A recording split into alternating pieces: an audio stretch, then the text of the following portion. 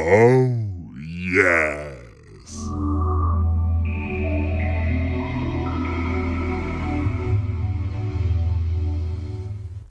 Hai anche tu un Sega Dreamcast giapponese e vorresti collegarlo direttamente alla rete italiana senza utilizzare una step down?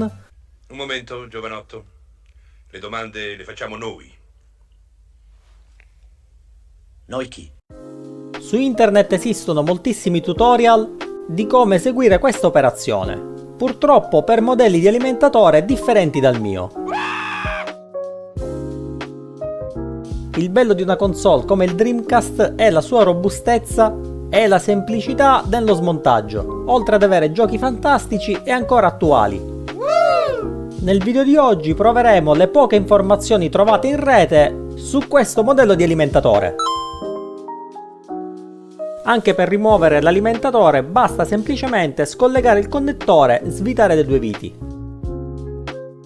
Bisognerà prima sollevarlo dai connettori sotto e successivamente sollevarlo delicatamente dalla parte superiore, prestando attenzione alla linguetta in plastica che fissa l'alimentatore alla cover inferiore della console.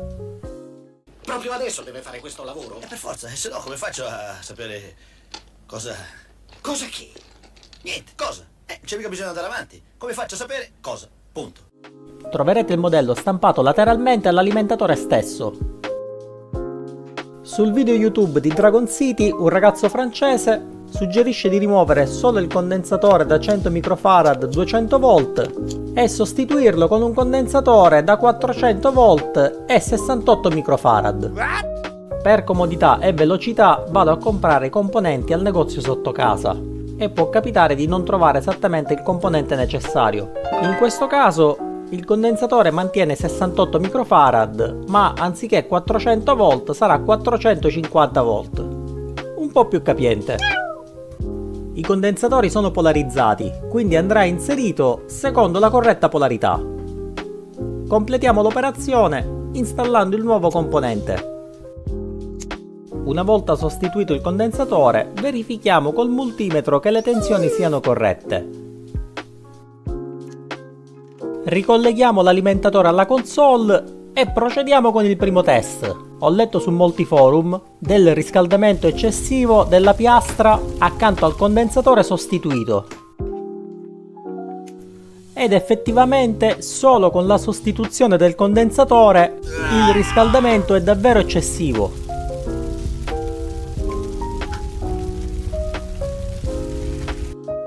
Darius, nella sua guida, suggerisce di sostituire anche le resistenze ed è così che farò, proprio come ho fatto in un video precedente. Le resistenze da sostituire sono la R3 e la R9. Il sito suggerisce di metterne 2 da mezzo watt a 63 kΩ. In negozio trovo solo quelle da 1 watt a 68 kΩ. Decido di procedere con l'installazione. Nonostante la dimensione delle nuove resistenze, c'è spazio a sufficienza per poterle mettere in verticale ed avere un certo senso di ordine.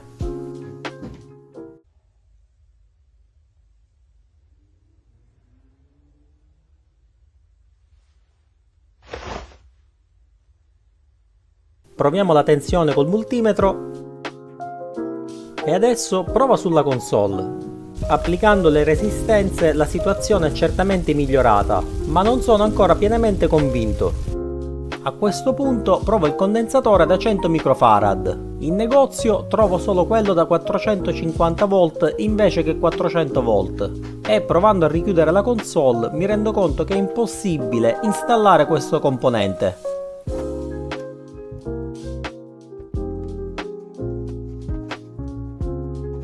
Bisognerebbe rimuovere l'unità CD-ROM per installare un componente così lungo, oppure collegarlo all'alimentatore attraverso dei fili, proteggendo tutto con una guaina termorestringente. Di certo non ho voglia di lasciare componenti così volanti, faccio solo un test per provare il surriscaldamento dell'alimentatore. Con il condensatore da 100 microfarad e le 2 resistenze, il livello di surriscaldamento è sicuramente più accettabile. Alla fine, alla ricerca di un buon compromesso, decido di utilizzare il condensatore da 68 microfarad 450 volt e due resistenze da 2 watt, come utilizzato in un mio video precedente. Metti una mano qui. E l'altra qui.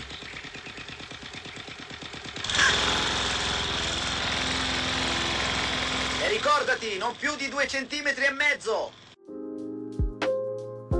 Il risultato a livello estetico è più che soddisfacente. Proviamo le tensioni con il multimetro.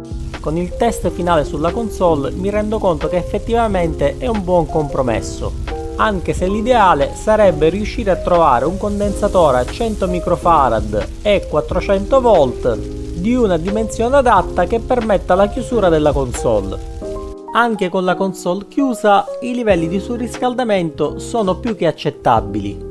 Il consiglio è sempre quello di lasciare l'alimentatore così come si trova, o di utilizzare delle soluzioni già pronte. A te non ti piace niente? No. Tanti saluti e buonanotte. Ciao. Questo video finisce qui, ma ne troverete un altro su un malfunzionamento misteriosamente apparso proprio alla fine del video. Se questo contenuto ti è piaciuto, lascia un like e iscriviti al canale. Ciao e buona Sega Dreamcast a tutti!